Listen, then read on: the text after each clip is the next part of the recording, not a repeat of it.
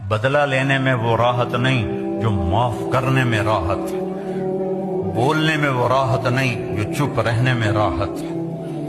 आप जहां मर्जी रहो, अपनी जुबान काबू में कर लो और सब्र को अपनी जिंदगी का साथी बना लो। माफ करना अपनी तबीयत बना लो, बगैर हिसाब किताब के जन्नत में जाओ। حال دنیا را بپرسیدم من از جانانه، گفت یا خواب است یا باد است یا افسانه. گفتمش احوال عمرم را بگو تا چیست عمر، گفت یا برق است یا شمع است یا پروانه.